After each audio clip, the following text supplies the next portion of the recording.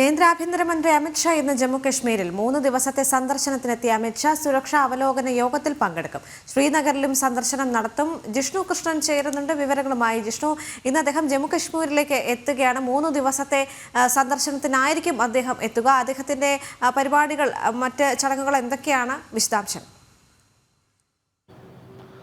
ദേവിക, 3 ദിവസത്തെ സന്ദർശനത്തിന് വേണ്ടിയാണ് കേന്ദ്ര ആഭ്യന്തരമന്ത്രി അമിത് ഷാ ജമ്മു കാശ്മീരിലെത്തുന്നത്. ആദ്യം ജമ്മുവിൽ സുരക്ഷാ അവലോകന യോഗത്തിൽ ആഭ്യന്തരമന്ത്രി പങ്കെടുക്കും. യോഗത്തിൽ ജമ്മു കാശ്മീർ ലഫ്റ്റനന്റ് ഗവർണർ മനോജ് സിൻഹ കൂടാതെ ഉന്നത ഉദ്യോഗസ്ഥർ, സൈനിക ഉദ്യോഗസ്ഥർ ഇവരെല്ലാം തന്നെ യോഗത്തിൽ പങ്കെടുക്കും. നിലവിൽ ജമ്മു കാശ്മീരിലെ സുരക്ഷാ ക്രമീകരണങ്ങൾ, സാധാരണക്കാരുമായി ബന്ധപ്പെട്ട് സാധാരണക്കാരുടെ സുരക്ഷ ഉറപ്പാക്കുന്നതിന് സ്വീകരിച്ചിട്ടുള്ള നടപടികൾ, ഭീകര വിരുദ്ധ പ്രവർത്തനങ്ങൾ, അതിർത്തി മേഖലയിലെ സുരക്ഷാ വിന്യാസം ഇവ സംബന്ധിച്ച് വിശദമായ വിലയിരുത്തലും അവലോകനവും ചർച്ചകളും യോഗത്തിൽ ഉണ്ടാകും എന്നാണ് മനസ്സിലാക്കുന്നത്.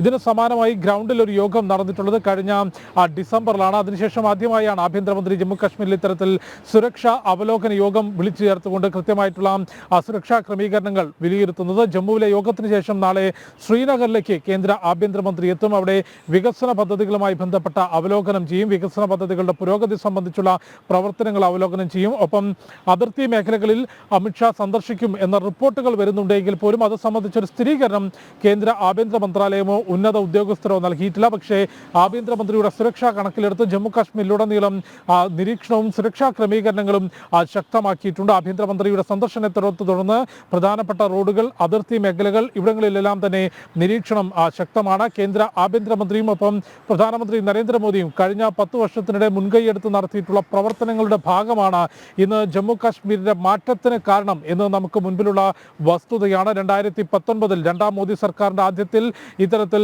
ആർട്ടിക്കിൾ 370 റദ്ദാക്കിക്കൊണ്ട് ജമ്മു കാശ്മീരിൽ സ്വീകരിച്ചിട്ടുള്ള സൈനിക നടപടികൾ അവിടെ ഭീകരവാദത്തിന്റെ വേരറക്കുന്നതിന് കാരണമായി ജമ്മു കാശ്മീരും ഭാരതത്തിന്റെ മറ്റേതൊരു ഭൂപ്രദേശം പോലെ മാറുന്നു. ഭീകരവാദ റിക്രൂട്ടിങ്ങിന് യുവാക്കളെ ലഭിക്കാതാകുന്ന തരത്തിലും ഭീകരവാദം ജമ്മു കാശ്മീരിന്റെ മണ്ണിൽ അന്ത്യശ്വാസം വലിക്കുമ്പോഴാണ് കേന്ദ്ര ആഭ്യന്തരമന്ത്രി അമിത് ഷാ വീണ്ടും 3 ദിവസത്തെ സന്ദർശനത്തിനായി ജമ്മു കാശ്മീരിലെത്തുന്നത്. സുരക്ഷാ ക്രമീകരണങ്ങൾ വിലയിരുത്തും. ഒപ്പം വികസന പ്രവർത്തനങ്ങൾ, സാധാരണക്കാരുടെ സുരക്ഷ, ഭീകര വിരുദ്ധ പ്രവർത്തനങ്ങൾ ഇവ സംബന്ധിച്ചും ആഭ്യന്തരമന്ത്രി വിശദമായി വിലയിരുത്തും. ദേവിക.